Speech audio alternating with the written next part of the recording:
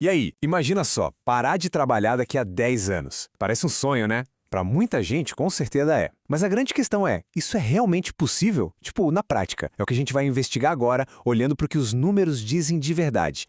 Olha, para ir direto ao ponto, sim, é possível.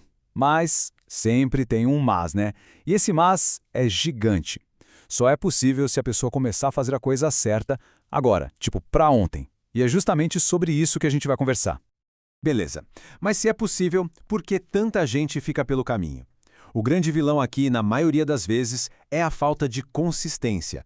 É muito comum, sabe? A pessoa começa a investir toda animada, mas aí passa um tempo, não vê aquele resultado de explodir a conta bancária e aí desiste. Acha que, isso é coisa de milionário.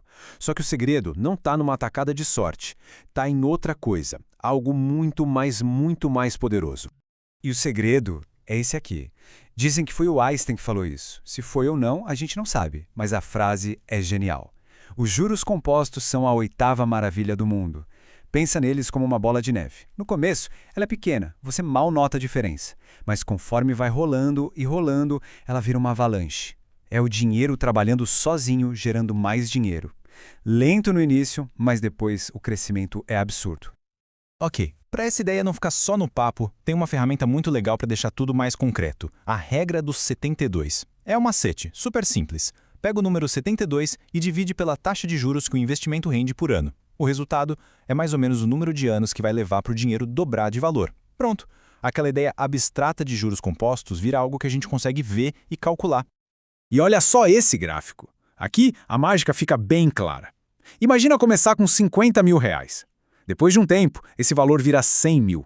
A parte mais incrível é que metade disso, os outros 50 mil, não saiu do bolso de ninguém. Veio só dos juros. É o seu dinheiro tendo filhote, sabe? É isso, na prática, o poder dos juros compostos.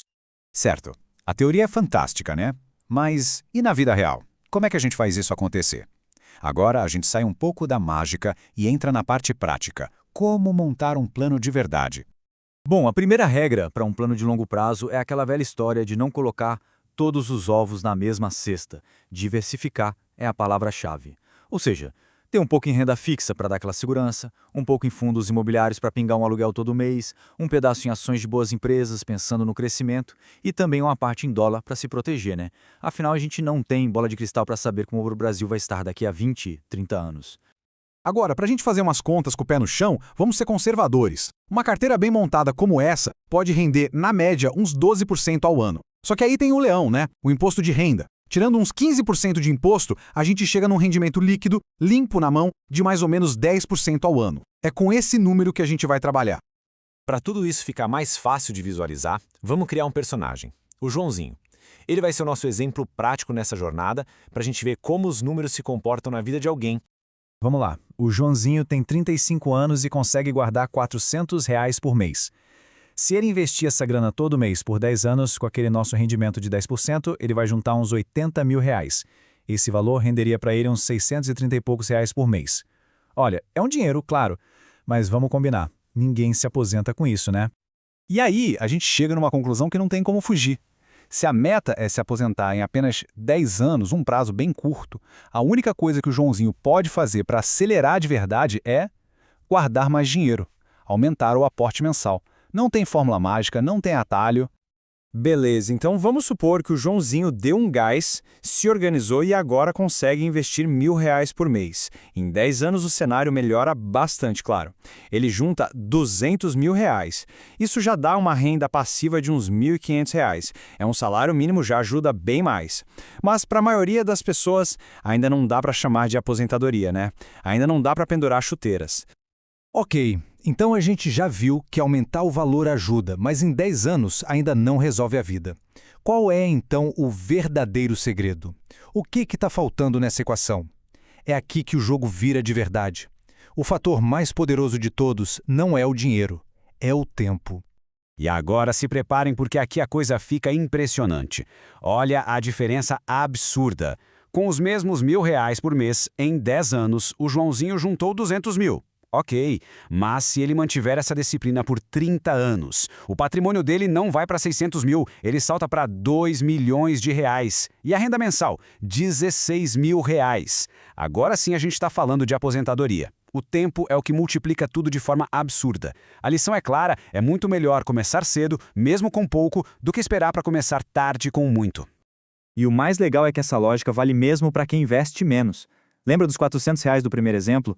Em 30 anos, aqueles 80 mil viram 800 mil reais. A renda mensal pula de 600 e poucos reais para mais de 6 mil reais. Pensa só, uma baita renda para se aposentar, construída com aquele valor menor. Isso só prova que a consistência, a disciplina ao longo do tempo é muito mais importante do que a quantia que se investe no começo. Ah, mas sempre tem aquela pergunta, e é uma ótima pergunta, e a inflação? Esse dinheiro todo não vai perder valor lá na frente? Totalmente justo. E a resposta é bem simples. Todo ano, a gente precisa reajustar o valor do investimento. Pensa assim, o salário não tem reajuste anual, então o aporte mensal também precisa ter. Assim, o poder de compra do dinheiro fica protegido. Bom, a gente está chegando no final, agora é a hora de juntar todas essas peças do quebra-cabeça e entender como, então, construir esse futuro de um jeito planejado. No fim do dia, tudo se resume a 3 coisas, 3 alavancas que estão no nosso controle. A primeira, a capacidade de poupar, ou seja, quanto da renda sobra para investir. A segunda, a consistência, a disciplina de fazer isso todo santo mês, sem falhar. E a terceira, deixar o tempo e os juros compostos fazerem a parte deles, a tal da mágica. E essa frase aqui, ela resume tudo. Não dá para a gente simplesmente terceirizar o nosso futuro, depender só do governo, da empresa, tomar as rédeas, assumir a responsabilidade e construir a própria aposentadoria.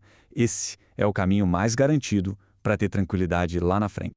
Então a gente termina com essa reflexão: os números não mentem, a matemática é clara. O poder do tempo, combinado com juros compostos, é uma força da natureza. A jornada é longa, não é um sprint, mas é totalmente possível. E agora, com essas ferramentas e essa clareza toda, a pergunta que fica no ar é: qual vai ser o plano de cada um daqui para frente?